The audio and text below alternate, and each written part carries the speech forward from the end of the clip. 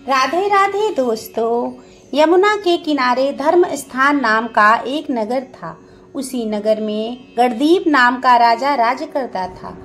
उसी में केशव नाम का एक ब्राह्मण भी रहता था। ब्राह्मण यमुना के तीर पर जप तप किया करता था। उसकी एक लड़की थी जिसका नाम मालती था। वह बड़ी रूपवती थी। जब वह विवाह के योग्य हुई तो उसके माता पिता और भाई को चिंता हुई। संयोग से एक दिन जब ब्राह्मण अपने किसी यजमान की बारात में गया था और भाई पढ़ने गया था, तभी उनके घर में एक ब्राह्मण का लड़का आया। लड़की की मां ने उसके रूप और गुणों को देखकर उससे कहा कि मैं तुमसे अपनी लड़की का ब्याह करूंगी। उधर ब्राह्मण पिता को भी एक दूसरा लड़का मिल गया और उसने भी उससे लड़के से यही वचन दे दिया। उधर ब्राह्मण का लड़का जहां पढ़ने गया था, वहां वह एक लड़के से यही वादा कर आया। कुछ समय बाद बाप बेटे घर में इकट्ठे हुए तो देखते क्या है कि वहां एक तीसरा लड़का और मौजूद है। दो उनके साथ आए थे। अब क्या हो? ब्राह्मण, उसका लड़का और ब्राह्मणी बड़े सोच में पड़ गए। दैवी योग से हुआ क्या कि लड़की को सांप ने काट लिया और वह मर गई। उसके बाप, भाई और तीनों लड़कों ने बड़ी भाग दौड़ की। जहर झाड़ने वालों को बुलाया, पर कोई नतीजा ना निकला। सब अपनी अपनी करके चले गए। दुखी होकर सभी उन लड़की को शमशान में ले गए, क्रियाकर्म कर आए। तीनों लड़कों में से एक ने तो उसकी हड्डी चुन ली और फकीर बनकर जंगल में चला गया। दूसरे ने राख की गठरी बांधी और वहीं झोपड़ी डालकर रहने लगा। तीसरा योगी होकर देश घूमने लगा। एक दिन की बात है, वह तीसरा लड़का घूमते घूमते किसी नगर में पहुंचा और एक ब्राह्मणी के घर भोजन करने बैठा।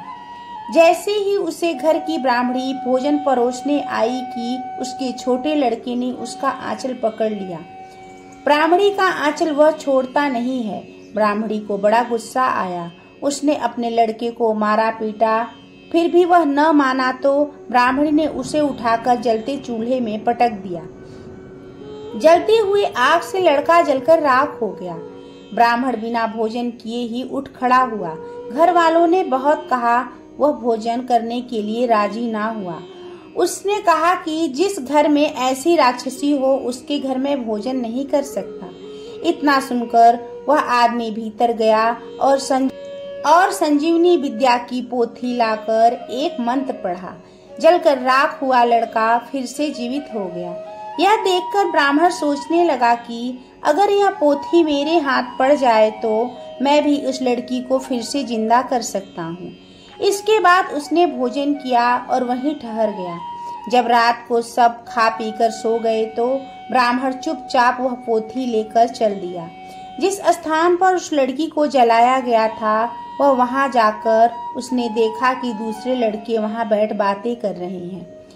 इस लड़के के यह कहने पर कि उसे संजीवनी विद्या की पोथी मिल गई है और वह मंत्र पढ़कर लड़की को जिंदा कर सकता है, उन दोनों ने हड्डियां और राख निकाल कर रख दिया।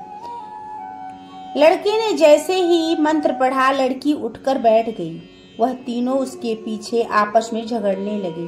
तब एक लड़का बोलता है कि हमें इस बात के फैसले के लिए राजा के पास चलना चाहिए।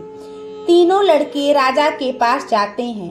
राजा ने सारी बातें सुनने के बाद अपना फैसला सुनाया कि जो लड़का वहां कुटिया बनाकर रह रहा था, वह लड़की उसी की स्त्री होगी। तब उन दोनों लड़कों ने प्रश्न किया, क्यों, मेरी स्त्री क्यों नहीं? राजा बोला, जिस लड़के ने हड्डियां रखी वह तो उसके बेटे के बराबर हुआ, और जिस लड़के ने विद्या अर्जित कर उसे जीवन दान दिया वह बाप के बराबर हुआ, और जो लड़का राख लेकर रमा रहा वही उसका हकदार है। इस प्रकार तीसरे लड़के से उस रूपवती कन्या की शादी हो जाती है।